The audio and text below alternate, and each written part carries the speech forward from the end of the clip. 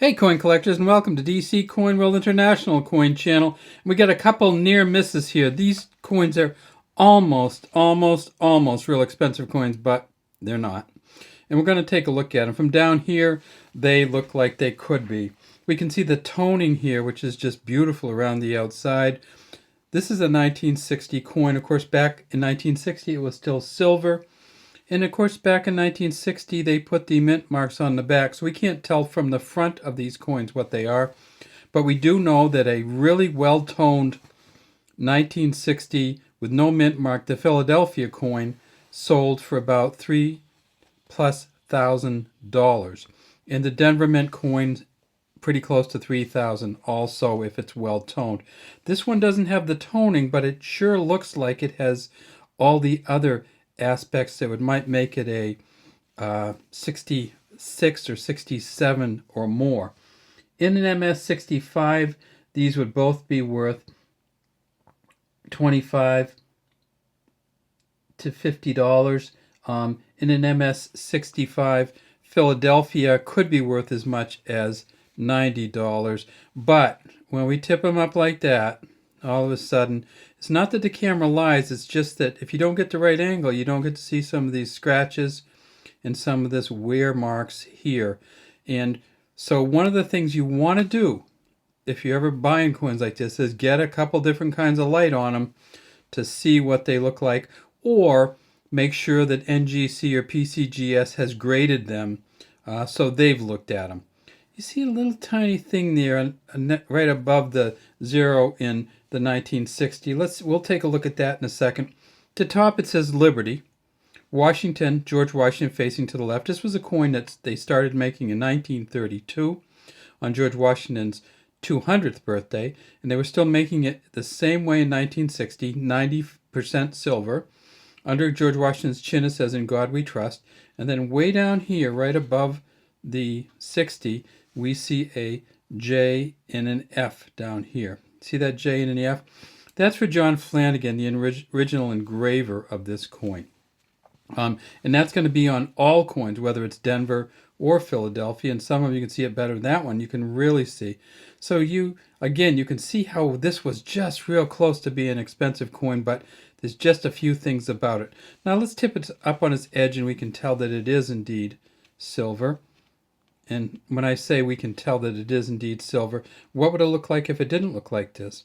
Well, we can tell that also because in 1965, they stopped making the Washington quarters with silver in them, and they came up with a copper nickel clad copper, and that's one of them right here. 1965. You see everything else is pretty much the same on here. Not pretty much the same, it's exactly the same. We have the JF down here. We can actually see that. And when I tip it up, you also see something else down here, don't you? This is not toning. This is not beautiful toning from this coin. This is from the copper nickel clad copper, and we can see the kind of bead of copper that runs around the outside of this and kind of comes through a little bit on the edges. So this coin is not 90% silver, it's 0% silver. 1965 they started making them without silver in them because silver was starting to outweigh the cost of the coin. How much silver is in these? Well, these coins just in silver value alone are somewhere in the $4+ range right now. What's on the back? Well, we see there's 119 of these reeds that go around the outside, and then on the back there is the eagle. And again, we see how close we came to having a really expensive coin because the front just doesn't look great, but the back on this one looks incredibly great. United States of America here, E pluribus unum here. We have the eagle. We can see the little bit of tuft of its the feather on its head. We can see the eyes pretty well.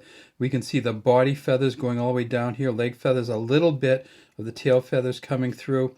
We see the arrow when the ribbon looks great, the arrowheads, the feather end. The bottom of the tail is a little light, and then down here is the olive branch, and right down in the middle below the olive branch, right where it's kind of tied, if you call this kind of tied here, there's a D.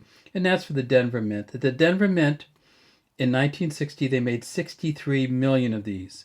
in this condition right here, which I think is certainly pretty darn close to an AU, if not a MS60, even with the stuff on the front, we're talking about somewhere between 14 and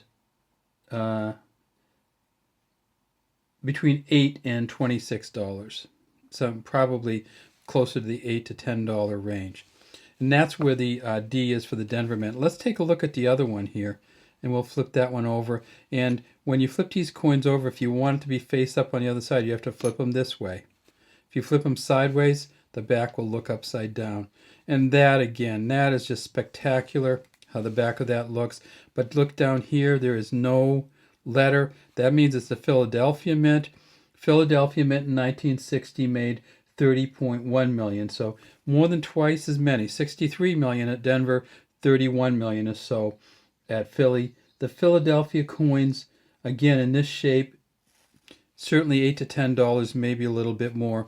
There's another thing that happens on these coins in 1960, and that is what they call the Type B reverse.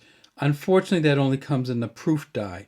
But what you would see on the proof die, we can tell this isn't a proof coin just because of the way it's polished, but right here where the E and the S come together, if you have a proof coin, what you want to do is look at these, and if there's any space between the E and the S, that is the Type B, and that's going to be worth minimum of probably $10, even in bad condition, and maximum of $70 to $90, depending on whether it's the P or the D. And look, this is the one from the Denver Mint, right? Denver.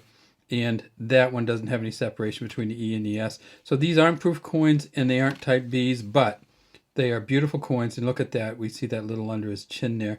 They're just going to take away from the value just enough. So we were able to get it because a collector got it, and it was so close.